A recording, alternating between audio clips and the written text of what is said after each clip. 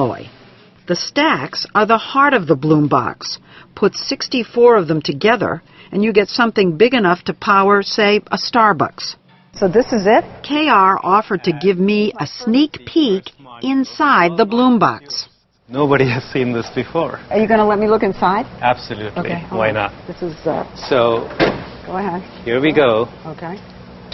Oh. All those modules that we saw go into this big box. Fuel goes in, air goes in, out comes electricity. Is the bloom box intended to get rid of the grid? The bloom box is intended to replace the grid for its customers. It's cheaper than the grid. It's cleaner than the grid. Now, won't the utility companies see this as a threat and try to crush Bloom? No, I think the utility companies will see this as a solution.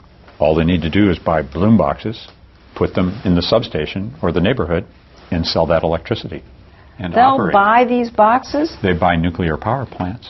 They buy gas turbines from General Electric. To make power, you still need fuel. Many past fuel cells failed because they needed expensive pure hydrogen. Not this box. Our system can use fossil fuels, like natural gas. Our system can use renewable fuels, like landfill gas, biogas. Solar?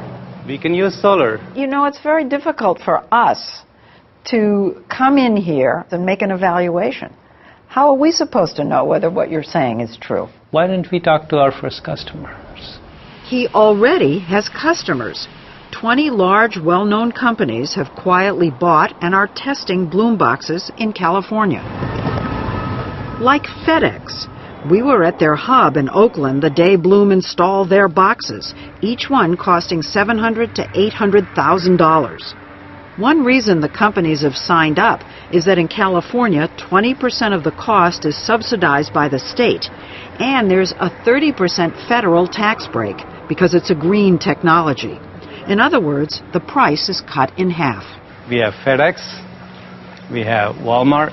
Yeah, yes. Walmart? Absolutely. Staples? Staples. So who was the first? Google was the very first Google was the first. Yes. These 4 units have been powering a Google data center for 18 months. They use natural gas, but half as much as would be required for a traditional power plant.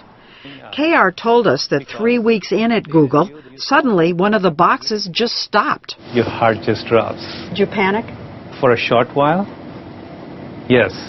He fixed that, then there was another incident.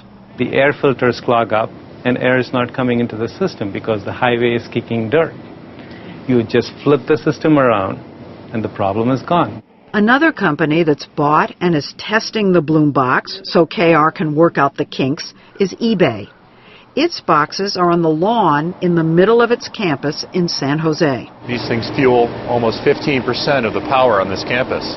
John Donahoe, the CEO of eBay, says its 5 boxes were installed 9 months ago and have already saved the company more than $100,000 in electricity costs. It's been very successful thus far.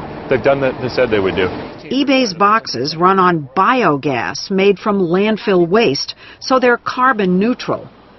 Donahoe took us up to the roof to show off the company's more than 3,000 solar panels. But they generate a lot less electricity than the boxes on the lawn.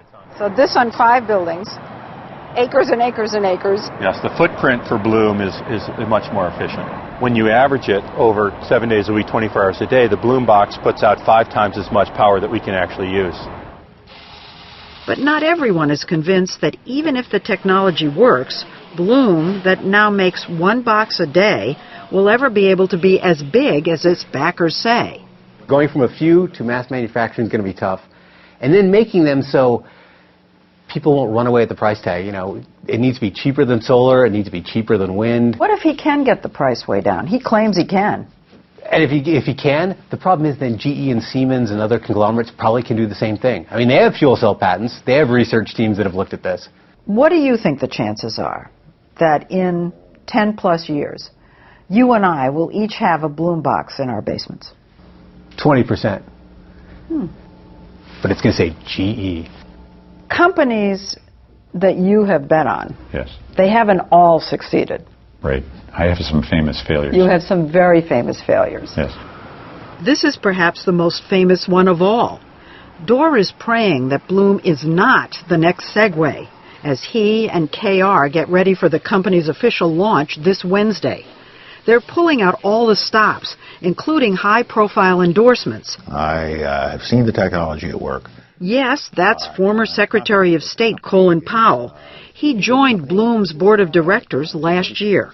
Is this the answer to our energy problems? I think that's too big a claim to make. I think it is part of the transformation of the energy system. But I think the Bloom boxes will make a significant contribution. To make a contribution in KR's mind, Bloom boxes will power not just our richest companies, but remote villages in Africa and all our houses. In 5 to 10 years, we would like to be in every home. How much do you think it's going to cost the average person to have one, to buy one? A unit should cost less than $3,000. You are an idealist. You know, it's about seeing the world as what it can be and not what it is. I see you seeing a Bloom box in the basement of the White House. Absolutely. I would love that to go on the lawn. So forget the basement. You want the Bloom box in the rose garden. Maybe next to that organic vegetable garden. I would be happy with that.